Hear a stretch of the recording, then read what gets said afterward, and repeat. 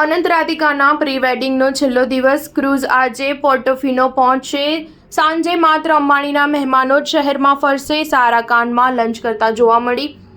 અનંત અંબાણી અને રાધિકા મર્ચન્ટની બીજી pre wedding સેરેમનીનો આજે છેલ્લો દિવસ છે। શનિવારે લગભગ 800 મહેમાનો ઇટાલીના પોર્ટ સિટી પોર્ટોફિનો પહોંચશે।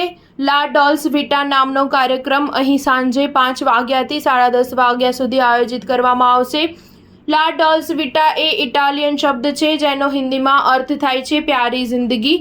પોર્ટોફિનોમાં આજે સાંજે 5 વાગ્યા પછી આખા શહેરમાં માત્ર અંબાણી પરિવારના મહેમાનોને જ ફરવાની મંજૂરી આપવામાં આવી છે। સિટી સેન્ટર પિયાઝેટ્ટાની તમામ 24 રેસ્ટોરાં અને ગિફ્ટ શોપ માત્ર અંબાણીના મહેમાનો માટે જ ખુલ્લી રહેશે।